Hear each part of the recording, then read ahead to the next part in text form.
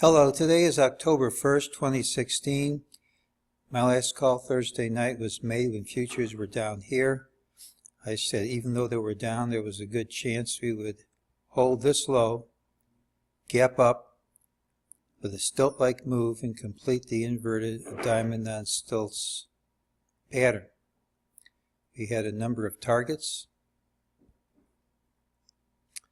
I used this high and this high to give a target around 2167, 2168. Turned out to be support instead of resistance. The initial stilt, right stilt, was over here, and you can see that had we used this point and this point, that would have been hit.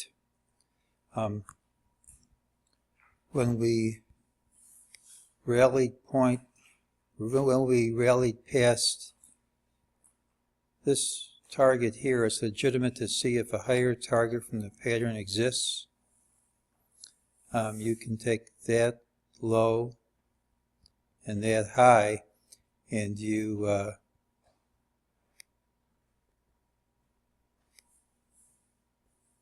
I can make this move right, you come up pretty close to this high and this close too.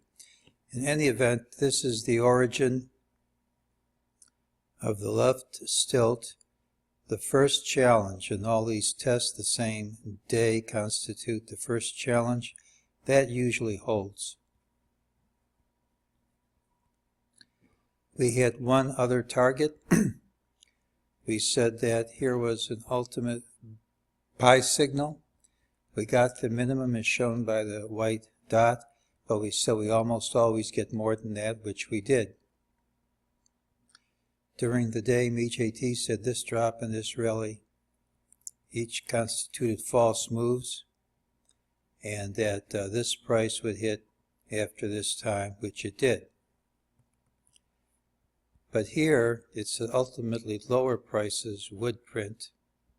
We got the minimum. There's the white dot, but we almost always get more than the minimum. So almost always we should get an undercutting of this low at 2158.62. We also have a wall with a hole in the wall, a gap. This tends to close usually pretty quickly, and then we tend to undercut this low and find support there. So we have another target of undercutting 2151.08.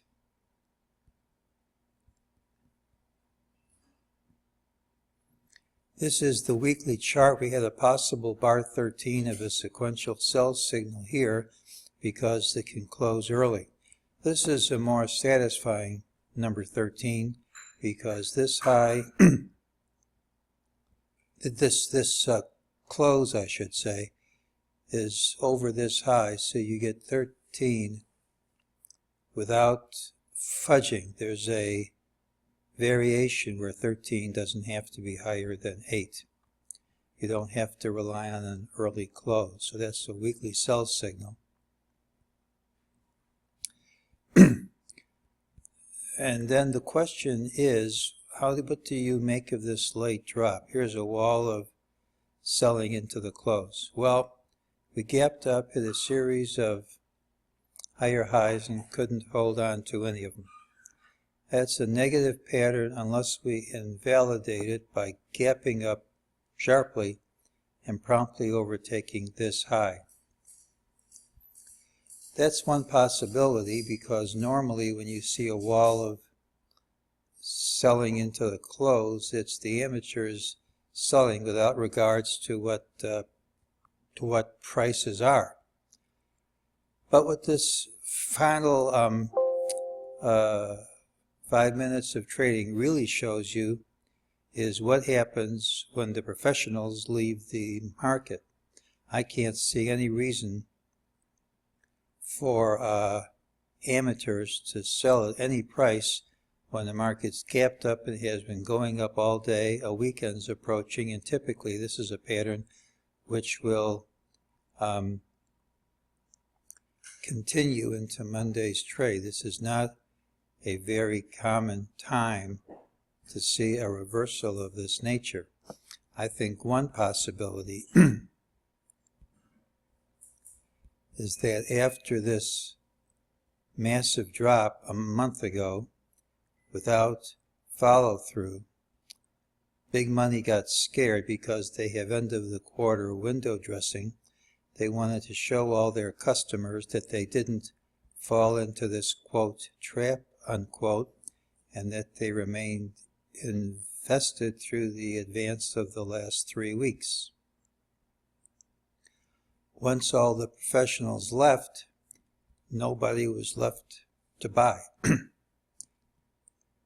I think this isn't panic by sellers. I think it shows you when the end of the quarter window dressing is done, no one wants to buy. So what's going to happen on Monday? Well, unless we gap up and take out this high, lower prices should print. I don't think that's going to happen. I think we have the lower targets I showed you based on the hole in the wall gap and the ultimate sell. We've challenged this line enough times, can't hold on to any of these highs.